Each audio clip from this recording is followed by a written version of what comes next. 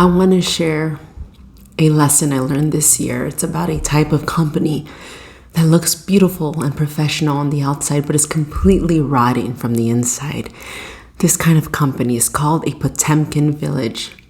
The term comes from a story about a Russian official who built fake, beautifully painted villages to impress a visiting empress, hiding the poverty behind the facade.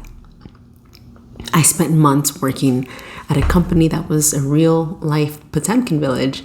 On the surface, it had a sleek website, plenty of websites for most of their locations actually, great marketing, and a promise of success. But behind the scenes, nothing really worked. The leads were great until they weren't. The promises were empty and the operations were in chaos. My ADHD brain, which often struggles with chaos, unless it's organized, suddenly had a job to do. It started to notice every single crack in that facade. It started to build a secret list of all the things that were wrong. This video is that list. This is my guide to not just surviving, but understanding a broken system and hopefully letting you see that maybe it's not you. 1. The hyperfocus trap. I thought my hyperfocus was a superpower. I could get lost for hours in a sales call. The lesson is that it can make you ignore red flags. I was so focused on closing the deal, I missed that the company's foundation was crumbling.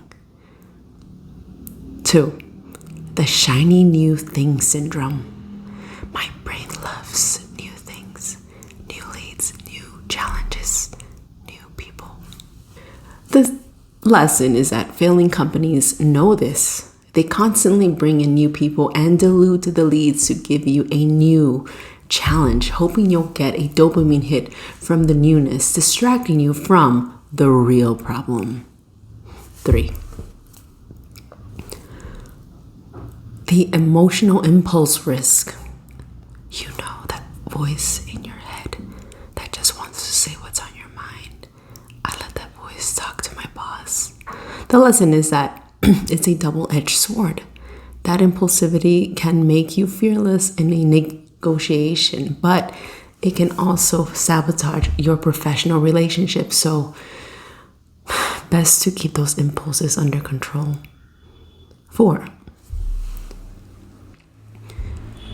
The endurance is my superpower fallacy. I kept going. I stayed on the phone. I booked sales and I found time for other things, even when it felt impossible. The lesson is that that's a classic ADHD trait, high energy and resilience in chaos, but endurance, in chaos that feels like it's organized, at least for me. But endurance is only a superpower if the race has a finish line.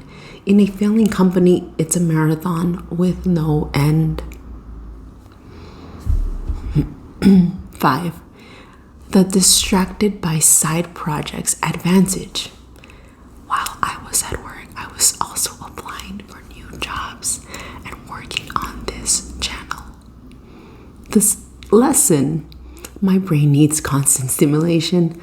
This distraction wasn't a bad thing. It was my brain's way of subconsciously searching for a way out and creating a safety net for my future. 6. My sales numbers aren't my fault lie.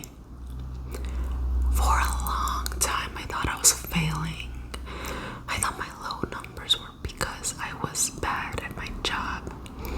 The lesson, I learned that the numbers were not a reflection of my skills. They were a reflection of the company's broken system. When you're a salesperson with ADHD, you often blame yourself, but you have to learn when to recognize that it's not always you.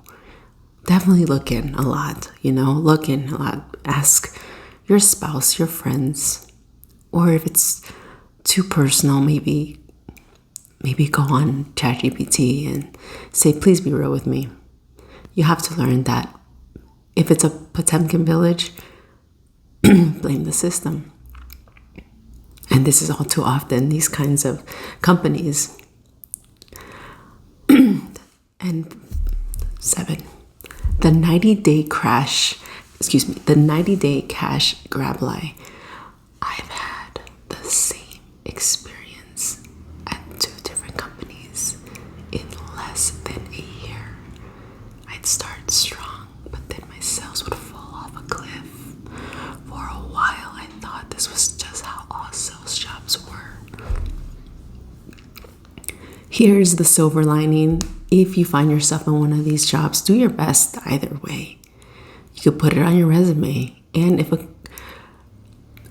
if a recruiter from a legitimate company sees that you can endure all that, then hey, they may want to hire you. And kind of where I am right now. So the lesson is that I learned that my ADHD brain needs for novelty and excitement makes me quick to spot a pattern. That honeymoon period in a sales job where you're given all the good leads at once is actually a desperate tactic by a failing company. They are not investing in long lead generation. They're just getting a quick cash injection from a new hire. My ability to get bored with the broken system wasn't a flaw. It was a built-in alarm that told me the company was in trouble. And if your commissions are being delayed by weeks, whether it's $200 or $900, and that the customer had already paid enough for you to at least get paid and maybe a little bit more for the company, but they're delaying your paycheck because, oh wait, they need to wait for the customer to show up just to make sure that they don't die or something. If something your gut tells you there's that it just doesn't make sense, here's what's happening anyways. If you're not getting paid the commissions that you're owed, when you're owed, it's simply that they're taking a loan, an interest-free loan out of their employees, out of you.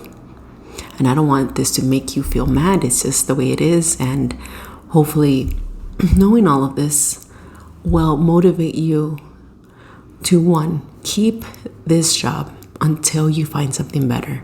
Put in your time. It's still income, especially if you have a family. Keep at it. Be professional. Show up. Know the game is don't talk back to the CMO as I did. I'm still there, unfortunately. But keep at it. Be professional. Know what it is and find something better. And the longer you're there, that doesn't look bad on your resume. And if you like this, please subscribe and like and leave a comment on what other lists you'd like to hear.